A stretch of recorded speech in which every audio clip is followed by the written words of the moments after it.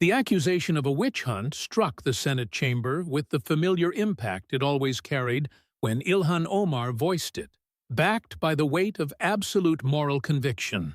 It possessed the rhythm of someone who had survived being targeted before, and the volume of a woman who learned early on that silence results in death. This is a witch hunt against the Somali community. You are deliberately targeting Muslim Americans. You are utilizing this committee and this chamber to criminalize an entire population.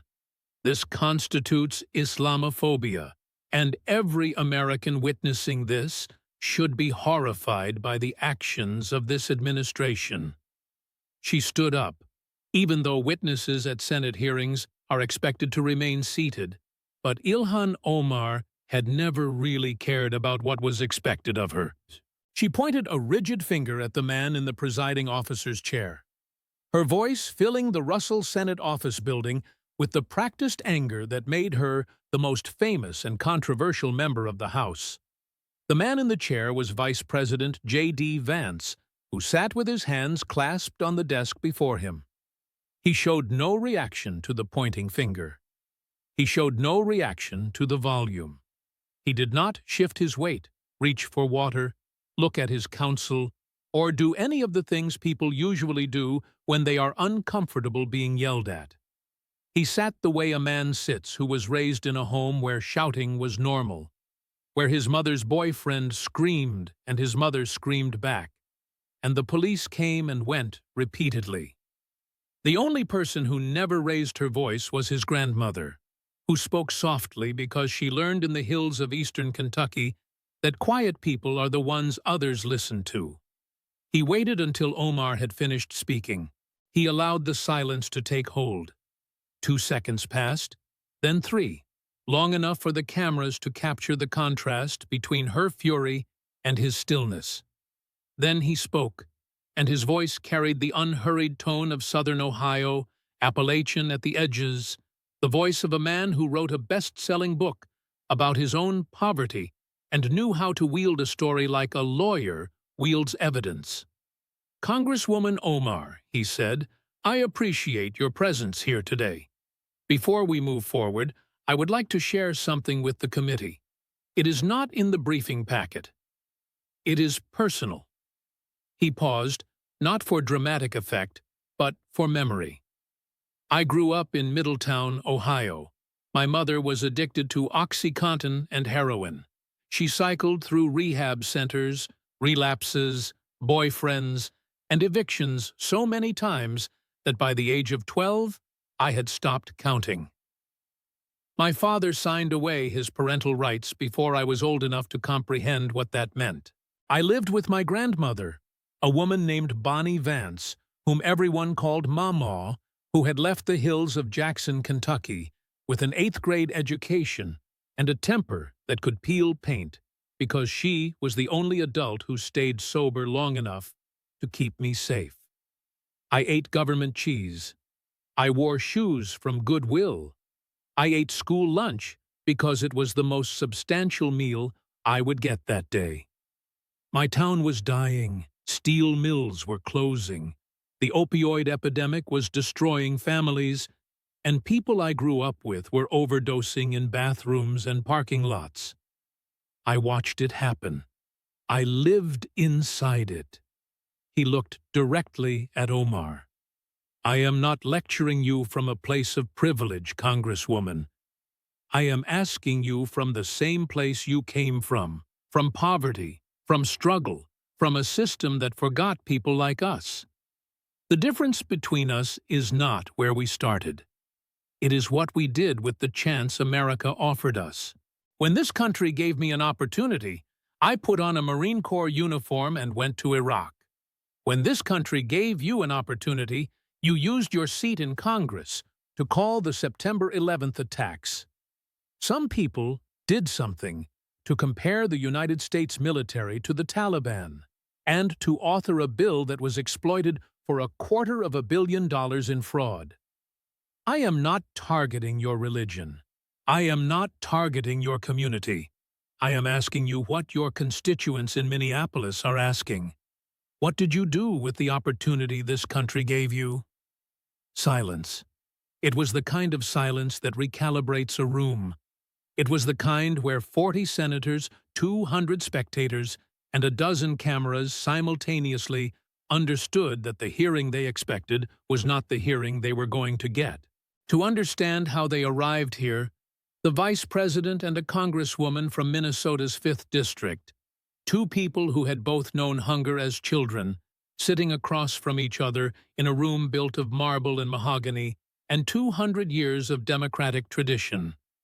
You have to go back to the morning. You have to go back to the hours before, when both of them still believed they knew how this would end. Ilhan Omar arrived at the Russell Building at 8:15, flanked by her attorney, her chief of staff, and two communication staffers who had spent the previous 72 hours preparing for what they called the playbook, in the shorthand of political crisis management. The playbook was simple, because it had always worked. When Republicans attack Ilhan Omar, the attack is always about the same thing: her identity. She is Muslim. She is Somali. She is an immigrant. She wears a hijab. She represents a district that Republicans love to demonize. Every attack, regardless of its stated subject, whether financial disclosures, campaign finance, foreign policy statements, or the Feeding Our Future scandal, is at its root about who she is rather than what she has done. And the defense against an identity attack is an identity defense. They will go after feeding our future, said her attorney, a former DOJ prosecutor named Rachel Stein, who had navigated half a dozen congressional investigations. They will try to connect you to the fraud through the Meals Act. It is standard guilt by association. We respond by saying the bill was designed to feed children during a pandemic. The fraud was committed by criminals who exploited a program. And the suggestion that you are responsible for the actions of criminals is the same logic that blames every Muslim for the actions of terrorists. Then they will pivot to your public statements. Some people did something. The IPAC tweet and the Taliban comparison. These are old news. Every one of them has been litigated in the media for years. We do not relitigate. We redirect. This hearing is supposed to be about fraud in federal programs, not about tweets from 2019. And if Vance gets personal, he won't, Stein said, because he is the vice president. He has to maintain decorum. He will ask procedural questions and let the Republican senators do the attacking. Omar scrolled through her phone. The squad group chat was already active. AOC was posting support, Presley was messaging solidarity, and Clay was sharing a thread about Islamophobic rhetoric in congressional hearings. The hashtag #ProtectIlhan was climbing. The fundraising emails were queued. The machine was working. It always worked. Every Republican hearing became a fundraising cycle. A media tour. A renewal of the narrative. Refugee girl survives war, survives camps, survives Trump, survives the right-wing machine. The attacks made her stronger. That was the entire model. What Omar's team had not prepared for, because it had never occurred to them to prepare for it, because no Republican had ever done it, was an opponent who could match her poverty story with his own. They had researched Vance, of course. Yale Law, venture capital, Peter Thiel, senator from Ohio, vice president, the profile of a man born into the Republican establishment who had written a book about poor people to make himself rich. That was the frame. Vance is a wealthy Ivy League politician who exploited his own community's suffering for profit and now presumes to lecture an actual refugee about struggle. What they hadn't read, or hadn't read carefully enough, was the book itself. They hadn't internalized the mother who overdosed in the Walmart parking lot, the father who signed away his parental rights, the grandmother who carried a revolver in her purse, and once threatened to kill a man who hit her daughter. The kid who showed up to Marine Corps basic training not knowing how to balance a checkbook. They knew the title Hillbilly Elegy, and they knew the criticism that it blamed poor people for their own poverty. They didn't know the story, and the story was the weapon.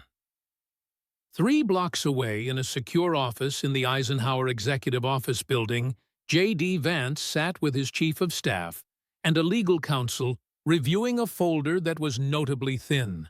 Not because they hadn't done research, for they had extensively, but because the folder contained almost no financial data, no spreadsheets, and no FEC filings. Those were Speaker Johnson's tools. Johnson had already dismantled Omar's financial narrative in his own hearing months earlier, reading the jump in disclosure from $158,000 to $30 million into the record with the clinical precision of a tax accountant. That ground was taken. Vance's folder contained something different. Transcripts, tweets, video timestamps, the public record of Ilhan Omar's own words, not her finances, but her statements, the things she had said on camera, on social media, and in speeches she chose to deliver about the country that had taken her in. "She is going to play the identity card," said his chief of staff, a former Marine officer named Kevin Gallagher. "Islamophobia, xenophobia, targeting immigrants. It is all she has." "I know," Vance said, "and it is going to bounce off me like a rubber ball off a brick wall because I am not attacking her identity. I am reading her words. She will say you are privileged, that you cannot understand what a refugee goes through." Vance almost smiled. "Almost. I grew up in Middletown, Ohio. My mother stuck a needle in her arm every night. My father didn't exist. I wore second-hand shoes and ate government cheese and joined the Marines because I didn't know what else to do with my life. I am the least privileged person in that building tomorrow, and everyone in America who read my book knows it." He opened the folder.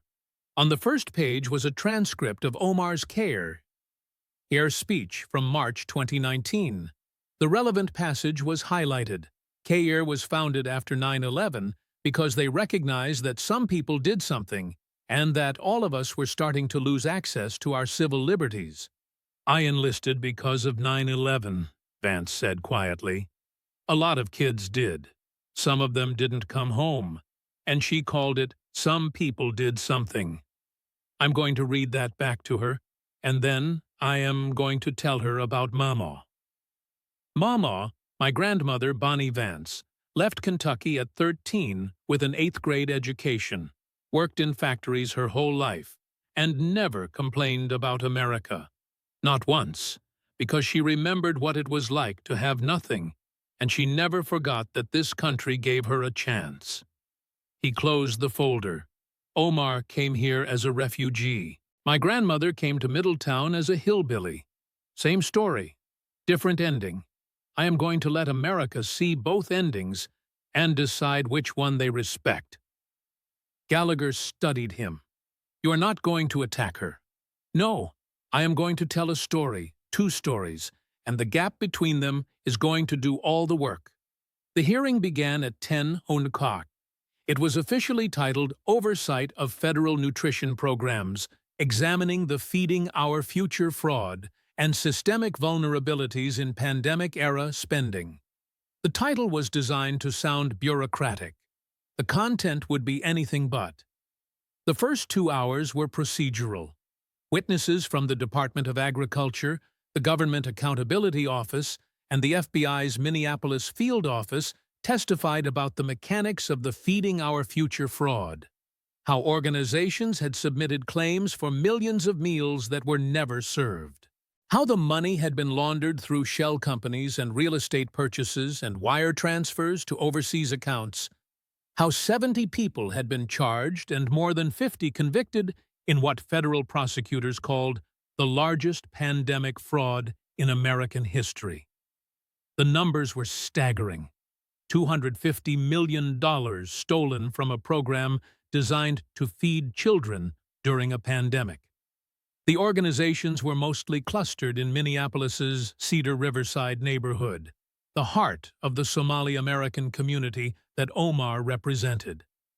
The convicted defendants were overwhelmingly of Somali descent, though the founder of Feeding Our Future, Amy Bach, was white and had been convicted at trial. Omar listened to the testimony with the practiced stillness of a politician who has been investigated before. Her attorney took notes. Her staff monitored social media. The hearing was going as expected. Dry, procedural, damaging, but manageable. Then it was her turn to testify. She took her seat at the witness table and delivered an opening statement that was 7 minutes long, eloquent, and built on the foundation that had sustained her career, the refugee narrative. "I was born in Mogadishu, Somalia," she said. "I spent 4 years in a refugee camp in Kenya. I came to this country as a 12-year-old girl who spoke no English. I have been investigated, attacked, threatened, and vilified since the day I took office. And I am here today because the majority party has decided once again to use the suffering of my community as a political weapon." She looked at Vance. "Mr. Vice President, you sit in that chair, a man born with every advantage in this country, and you dare to use this committee to target a refugee, an immigrant, a Muslim woman, because doing so serves your political agenda. This hearing is not about fraud. It is about fear. Fear of immigrants, fear of Muslims, fear of a black woman who dares to speak truth in halls built for people who look like you." The gallery stirred. Progressive groups in the back rows nodded. Omar's staff exchanged satisfied glances. The playbook was working. She had framed the hearing as an identity attack before a single substantive question had been asked. Vance waited. He let the statement settle the way his grandmother had taught him to let things settle, by not reacting, by letting silence do the work that shouting never can. "Congresswoman," he said, "I need to correct something you said. You described me as a man born with every advantage. I want to make sure the record is accurate. I was born in Middletown, Ohio. Not the good part, but the part where the Armco steel mill used to be before it closed and took the town's economy with it. My mother, Beverly, was addicted to heroin and OxyContin. She didn't cycle through rehab once or twice. She cycled through it 18 times. I know because I counted. When you are a kid and your mother goes away, you count the times because counting gives you the illusion that there is a pattern, that maybe this time is the last time. It wasn't. My father signed away his parental rights. I don't say that with anger. I say it as a fact. By the time I was in middle school, I had lived in, I am trying to remember, 4 or 5 different houses, depending on which boyfriend my mother was with. The only constant in my life was my grandmother, Mama, who had come to Middletown from Jackson, Kentucky. At 13 years old, with nothing, no money, no education past 8th grade, no connections, just a willingness to work in a factory and raise her family. And thank God every night that she lived in a country where a hillbilly girl from Kentucky could do that. I wore shoes from Goodwill. I ate school lunch because it was the biggest meal I would get. I joined the Marine Corps in 2003 because I didn't know how to fill out a college application, and the recruiter said the Marines would teach me how to be an adult. He was right. He paused, adjusting his microphone slightly. Not nervousness, but emphasis. A storyteller's timing. So when you say I was born with every advantage, Congresswoman, with deep respect for everything you survived as a child, you are talking to someone who also survived. Different country, same poverty, same broken adults, same fear that tomorrow would be worse than today. The difference between us isn't where we started. We both started at the bottom. The difference is what we chose to do with the chance America gave us. The room shifted, not the dramatic shift of a courtroom revelation, but the quiet shift of an audience recalculating its assumptions. Omar had entered the hearing room as the underdog refugee versus vice president, powerless versus powerful. In 90 seconds, Vance had collapsed that frame. He wasn't the powerful man attacking the vulnerable woman. He was the other poor kid, the one from the other side of the world's poverty, asking a question that had nothing to do with identity and everything to do with choices. Omar's attorney wrote a note on her legal pad and slid it across the table. Omar glanced at it, didn't acknowledge it. "Mr. Vice President," she said, her voice tighter now, recalibrating. "Your personal story is compelling, but it doesn't change the fact that this hearing is being used to target. Congresswoman, I would like to discuss some of the things you have said during your time in Congress. Not what others have said about you, but what you have said, your words on the record." He opened his folder to the first tab. On March 23, 2019, you gave a speech at a fundraising event for the Council on American-Islamic Relations. In that speech, you described the founding of CARE and its connection to the September 11th attacks. Your exact words were, "CARE was founded after 9/11 because they recognized that some people did something and that all of us were starting to lose access to our civil liberties." He looked up from the transcript. Some people did something. 2,977 people died on September 11, 2001. Firefighters ran upstairs that they knew they wouldn't come down. Office workers called their families to say goodbye from burning buildings. Passengers on Flight 93 stormed the cockpit because they decided they would rather die fighting than die waiting. The towers came down. The Pentagon burned. A field in Pennsylvania became a graveyard. And you described it as some people did something. Congresswoman, I enlisted in the United States Marine Corps in 2003. I was 18 years old. I enlisted because of what happened on September 11th, the way hundreds of thousands of young Americans enlisted because of what happened on September 11th. We didn't enlist for money. We didn't enlist for college, though the GI Bill changed my life. We enlisted because some people did something to our country, and we wanted to do something back. I went to Iraq. I was a combat correspondent with the 2nd Marine Aircraft Wing at Al-Assad Air Base. I wasn't infantry. I wasn't special forces. I carried an M16 and a camera, and I wrote stories about the Marines I served with. Some of those Marines went to places I didn't go. Some of them didn't come home. And every one of them enlisted for the same reason I did, because of what happened on September 11th. Not because some people did something, because terrorists murdered nearly 3,000 Americans, and we decided that deserved a response. You have every right to criticize American foreign policy.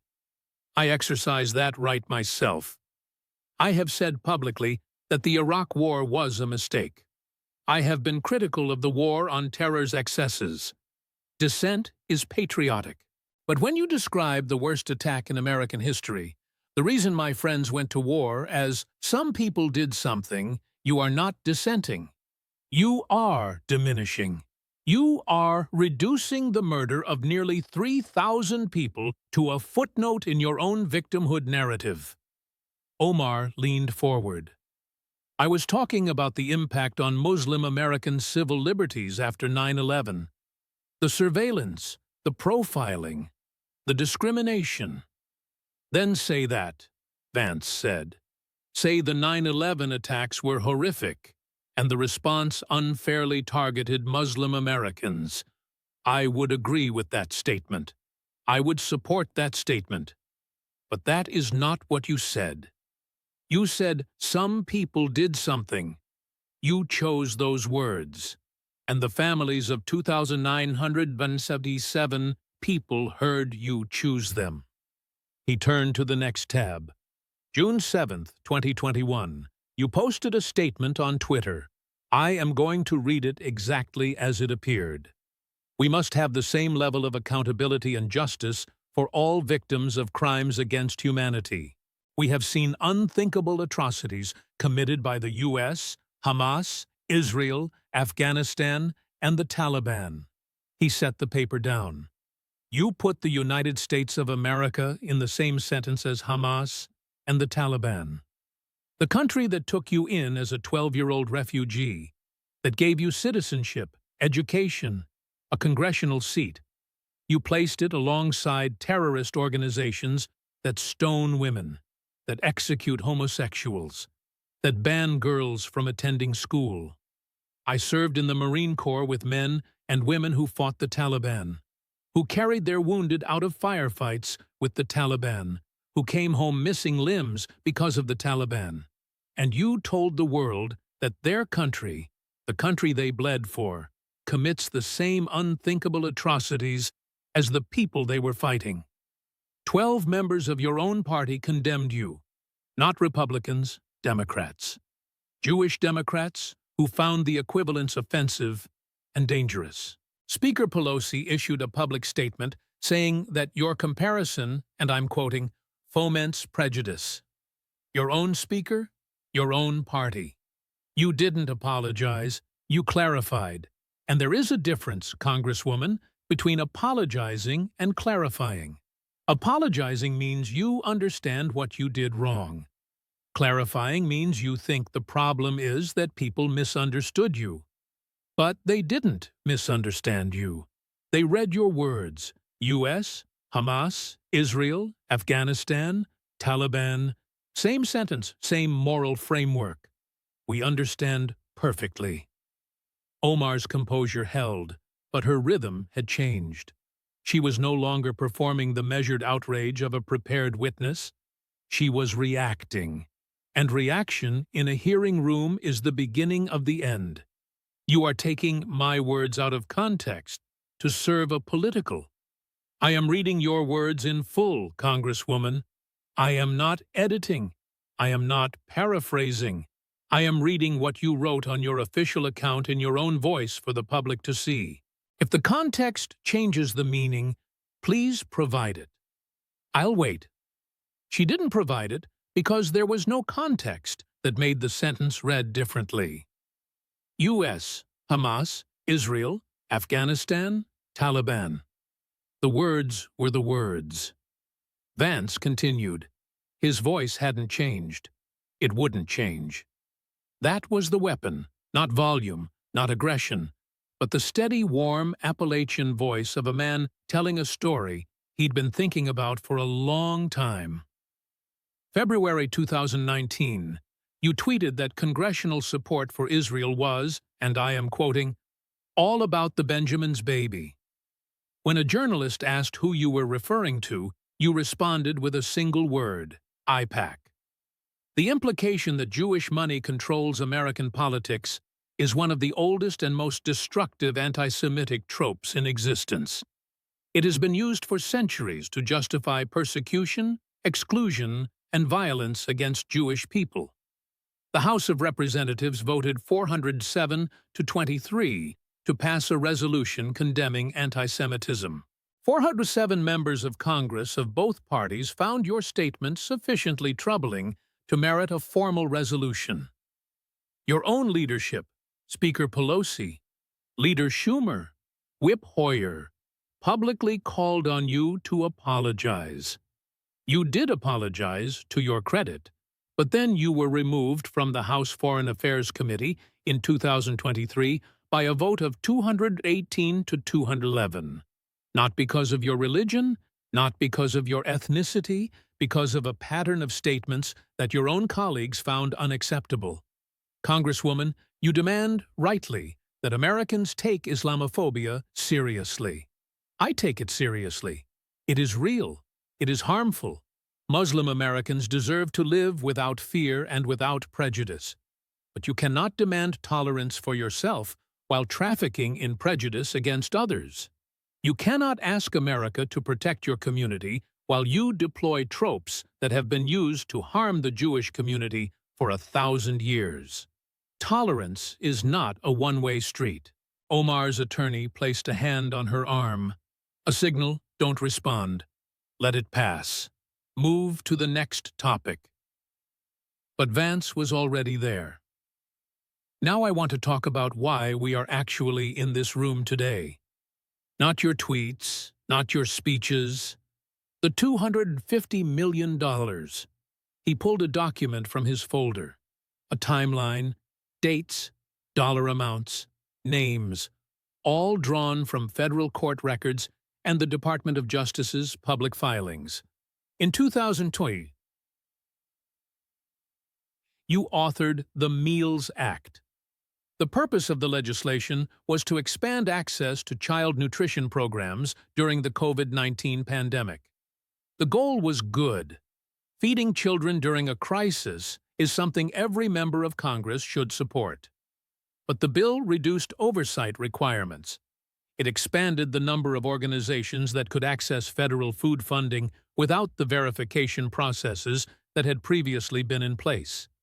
Critics warned at the time that the reduced safeguards could be exploited.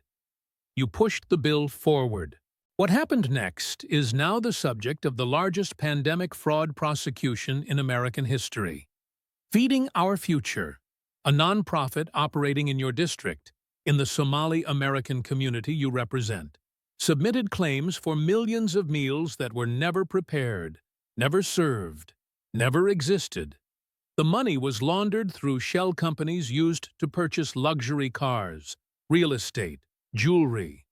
$250 million stolen from a program designed to feed hungry children. More than 70 people have been charged, more than 50 convicted. The majority are members of the Somali American community in Minneapolis, the community you claim to protect. Some of the convicted defendants donated to your campaign. You returned the money after the indictments became public. And in December, the Treasury Department announced an investigation into whether any of the stolen funds were channeled to Al-Shabaab, Al-Qaeda's affiliate in Somalia. He let that sentence settle. Al-Shabaab, Al-Qaeda, Somalia, the country Omar had fled. The country whose warlords had created the refugee crisis that brought her to America. The possibility, still under investigation, not proven, that money stolen from a program she authored might have flowed back to fund the very kind of violence she had escaped. When CBS asked you about the potential terrorism connection, you said, and I am quoting, "Any link between the alleged fraud and terrorism would be a failure of the FBI." A failure of the FBI. $250 million stolen from a program you authored in your district by members of your community. And your response is to blame the FBI. Congresswoman, when I was in Iraq, we had a saying among the Marines, "Every dollar we lose is a bullet someone else buys." If even a fraction of that $250 million reached Al-Shabaab, then a program designed to feed American children funded an organization that murders African children. And the congresswoman who authored that program looked at the camera and said it was the FBI's fault. Omar broke.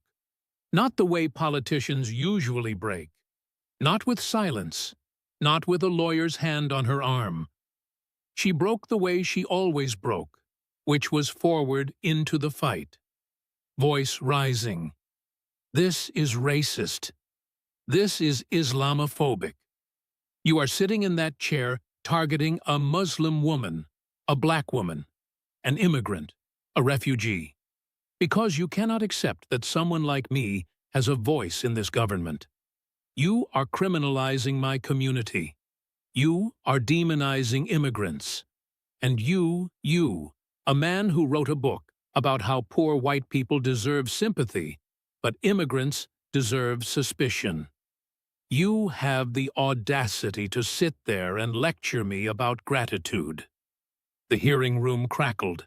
Senators on the Democratic side shifted uncomfortably. The accusation of racism from a congresswoman to a vice president on camera in a formal hearing. It was the political equivalent of a grenade with the pin pulled. Vance didn't flinch. He sat the way he'd learned to sit in Middletown, Ohio, when the shouting started, still, patient, waiting for the storm to pass because storms always pass. And the person who's still standing afterward is the person who didn't try to shout over the thunder.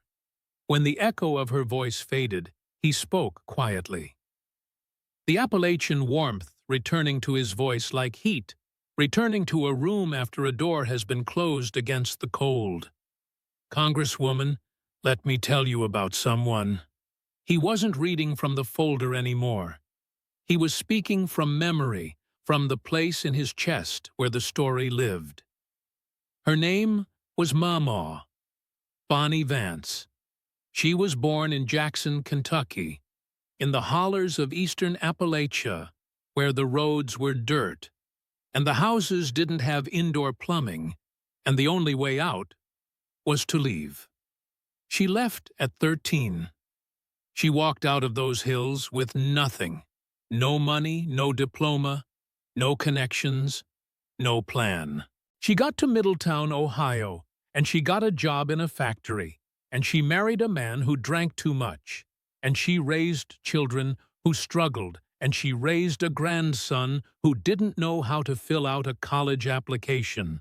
She was a refugee, congresswoman, not from a war zone, from poverty, from a place that America had forgotten. And she came to Middletown the same way you came to Minneapolis, with nothing, hoping that this country would give her a chance. It did. It gave her a factory job, and a small house and public schools for her grandchildren, and the right to vote, and the freedom to say whatever she wanted about the government without being arrested or stoned or executed. And you know what she did with that chance. She said thank you every day, not to a politician, not to a party, to the country. She flew an American flag outside her house. She watched the news every night and argued with the television and loved every minute of it because she knew in her bones the way only someone who has had nothing can know, that the country that gave her a chance was the greatest country on earth. Not perfect, not without flaws, but the greatest because it took a hillbilly girl from Kentucky and gave her a life. She never sat in Congress. She never gave a speech at CARE. She never had a Twitter account. She died in 2005 while I was deployed to Iraq, and I didn't get to say goodbye. But if she were sitting in this room today, Congresswoman, I know exactly what she'd say to you. She'd say, "This country saved your life. Act like it." The hearing room was silent. The silence of 50 people simultaneously understanding that they were no longer watching a policy hearing. They were watching two American stories collide. Middletown and Mogadishu, Appalachia, and East Africa. The grandson of a hillbilly and the daughter of a civil servant who fled a war. And the collision was not about policy or party or identity. It was about something older and simpler and more dangerous than any of those things. It was about whether the right response to being saved is gratitude or grievance. You and I both came from nothing, Congresswoman, Vance said. We both know what hunger feels like. We both know what it's like to be a child who doesn't know if the adults will be there tomorrow. We both got a chance that billions of people on this earth will never get. I put on a uniform. I went to Iraq. I came home. I used the GI Bill to go to college and then law school. I wrote a book about the place I came from. Not to tear it down, but to understand it. And every morning, I wake up grateful, genuinely, deeply grateful, that I live in the only country on earth that would have given a kid from Middletown, Ohio, a kid with a drug-addicted mother and a missing father and shoes from Goodwill, the chance to become Vice President of the United States. You came here as a 12-year-old girl with nothing, and this country gave you safety when Somalia couldn't. Citizenship when you were stateless, education when you were illiterate in English, the right to vote, the right to run for office, and a seat in the United States Congress. And from that seat, you called the worst attack on American soil. Some people did something. You compared our military to the Taliban. You deployed anti-Semitic rhetoric that 47 of your colleagues condemned. You authored a bill that created a $250 million fraud pipeline in your own community. And when the Treasury Department began investigating whether that money funded terrorism in the country you fled, you blamed the FBI. Congresswoman, I am not questioning your right to be here. You are an American citizen. You were duly elected. Your seat in Congress is yours. I am not questioning your religion. Islam is a great faith, and Muslim Americans are part of the fabric of this nation. I am questioning what you did with the gift of being here, because America gave us both a gift, the same gift. And the question this hearing asks, the question your constituents are asking, the question the families of the 9/11 victims are asking, the question that Marine veterans sitting in the third row of this gallery is asking, is whether you received that gift with gratitude or with contempt. America doesn't ask for gratitude. It never has. You can criticize this country from morning to night. That is your right. And it is one of the things that makes this country worth defending. But there is a line between criticism and contempt. And when you describe the murder of nearly 3,000 people as something, when you equate the United States military with the Taliban, when a program you wrote is exploited for $250 million, and you blame the people investigating it instead of the people who stole the money, you have crossed that line. And the saddest part, Congresswoman, is that the people who pay the price aren't you. It is the Somali Americans in Cedar Riverside who came here for the same reason you did, for safety, for opportunity, for a chance, and who are now associated with a $250 million fraud they had nothing to do with. It is the Muslim Americans who wake up every day grateful to live in a country that protects their right to worship freely, and who cringe every time you make a statement that confirms every stereotype their neighbors already have. It is the immigrants from Vietnam, from Cuba, from Nigeria, from Mexico, who took the citizenship oath with tears in their eyes because they remembered what they left behind, and who watch you take that same oath and wonder if you remember at all. He looked at her one last time. 2 kids who grew up with nothing. 2 adults who were given everything by the same country. One said, "Thank you." One said, "Some people did something." I yield to the committee. Omar stood. Her attorney reached for her arm. She pulled away. "You don't get to tell an immigrant how to feel about this country," she said. "You don't get to weaponize your poverty against mine. You don't get to use your grandmother's story to silence a refugee. I have fought for my community since the day I arrived in this country, and I will not be lectured by a man who wrote a book blaming poor people for being poor and then used that book to get rich." Vance's response was 6 words. "I am not telling you how to feel, Congresswoman. I am reading what you said. Your words on your Twitter account, in your speeches, in legislation you authored. I didn't write your tweets. I didn't write the Meals Act. I didn't make the comparison to the Taliban. You did. And the American people can decide for themselves what those words say about your relationship with the country that saved your life." The chairman gavelled the hearing to a close. Omar gathered her papers, though she hadn't looked at them once, and walked out of the hearing room without stopping for cameras. Her staff followed. Her attorney followed. The hallway was full of reporters, but she turned left and kept walking. And for the first time in her congressional career, Ilhan Omar had nothing to say to the press.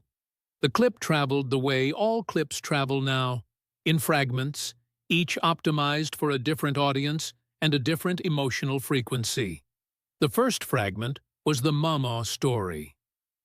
63 seconds. Vance describing his grandmother leaving Kentucky at 13, working in factories, flying the American flag, saying thank you every day. Someone found a photograph of the Vance house in Middletown. Small, white siding. An American flag hanging from the porch. The photo was shared alongside Omar's "Some People Did Something" clip. No commentary. The juxtaposition was the commentary. The second fragment was the closing. America doesn't ask for gratitude, but it deserves better than contempt. 14 words, 62 million views in 48 hours. It was printed on T-shirts. It was quoted in church sermons. It was painted on a mural outside a VFW hall in Scranton, Pennsylvania. It became, for a brief and intense period of the American attention cycle, the most repeated sentence in the country. The third fragment, the one that did damage Omar's team, hadn't anticipated, the one that couldn't be neutralized by the playbook, was the response from immigrants. It started with a Vietnamese-American woman in Orange County, California, who recorded a 60-second video on her phone. She was 71 years old.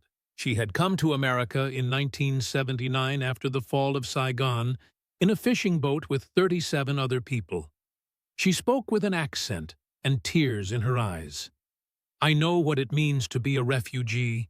I spent 3 weeks on the ocean. We had no food. We had no water. People died on that boat. America took us in. America saved my family. When that woman says, some people did something, she does not speak for me. She does not speak for any refugee I know. We are grateful. We will always be grateful. The video was viewed 14 million times in 3 days. A Cuban-American man in Miami, a professor of political science at Florida International University whose parents had fled Castro in 1962, wrote an op-ed that was syndicated in 40 newspapers. My mother kissed the ground at Miami International Airport. She told me that story every year on the anniversary of our arrival. She kissed the ground because she knew what we had left behind and what America had given us. Gratitude was not optional in our house. It was the foundation of everything. A Nigerian-American surgeon in Houston posted on social media. I took the citizenship oath in 2009. I cried, not because I was sad, but because I remembered the village I came from where the clinic had no electricity and the children died of diseases that cost $4 to cure in America. I cried because I was thankful. She took the same oath. I wonder if she cried. A Gold Star mother from New Jersey, whose son had enlisted in the Marines after September 11th and died in Afghanistan at 22, gave an interview to a local news station. She held a photograph of her son in his dress blues. She said one sentence that was shorter and more devastating than anything said in the hearing room. My boy died because of what some people did. He was 22. She called his reason for serving something. The immigrant response became its own phenomenon. Not organized, not coordinated, not partisan. It came from Vietnamese and Cuban and Nigerian and Filipino and Mexican and Indian and Haitian Americans who had one thing in common. They remembered what they had left behind, and they were grateful for what they had found, and they were furious, not at Vance, not at Republicans, but at the idea that Ilhan Omar spoke for them, that her contempt was their contempt, that her grievance was their grievance. She makes us look ungrateful, said a Somali-American shopkeeper in Cedar Riverside, Omar's own neighborhood, 2 blocks from the Feeding Our Future offices that were now shuttered and padlocked. We are not ungrateful. We came here because we love this country. She came here, and she forgot why. Omar held a press conference 4 hours after the hearing. She was flanked by 3 squad members and 2 civil rights attorneys. She called the hearing the most Islamophobic, xenophobic display of hatred I have witnessed in my time in Congress. She called Vance a man who wrote a book blaming the poor for poverty and now uses the vice presidency to bully immigrants. She called the Mama story emotional manipulation designed to obscure the fact that this administration is targeting Muslim communities. The statement was factually precise in the way political statements always are when the underlying facts are indefensible. She addressed the framing. She did not address "some people did something." She did not address the Taliban comparison. She did not address the $250 million. She did not address the immigrant responses. She did not address Mama. And by the time the press conference aired, 60 million people had already watched the Mama clip, which meant that 60 million people noticed what she didn't say. The Islamophobia defense encountered a structural problem it had never encountered before. The man on the other side of the table was not a wealthy Yale-educated Republican in a suit.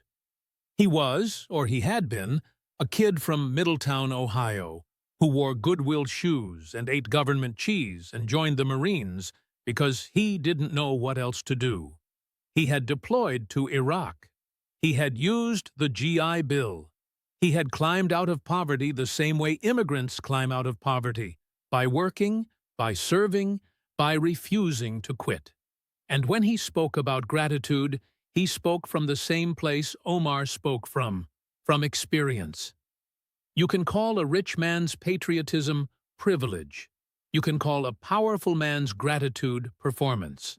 But when a man tells you that his mother was a drug addict and his father abandoned him and he wore second-hand shoes and he thanks America anyway, you cannot call that privilege. You can only call it a choice. And the choice is what the hearing was about. In the weeks that followed, the word ungrateful attached itself to Omar the way emails had attached to Clinton and weapons had attached to Iraq. Not as a proven fact, but as a frame, a lens through which everything she said would now be viewed. It wasn't a word Vance had used. He was too disciplined for that. He had used contempt, which was more precise and more difficult to rebut. But the public heard contempt and translated it into the simpler, sharper word. And the word stuck because it connected to something real. The gap between what America had given Ilhan Omar and what she had given back. She entered the hearing room as a refugee who had survived everything. She left as a woman who had been given everything and thanked no one. Not because Vance attacked her, not because he insulted her religion or her ethnicity or her community, but because he told 2 stories, his and his grandmother's, and placed them next to hers and let America see the difference. 2 poverties, 2 chances, 2 choices. 1 flag on a porch in Middletown. 1 tweet that said, "Some people did something." And a country watching the way countries always watch when the question is not about policy or party, but about something deeper, about whether the right response to being saved is to say thank you or to say you could have done better. Mama would have known the answer. She always did.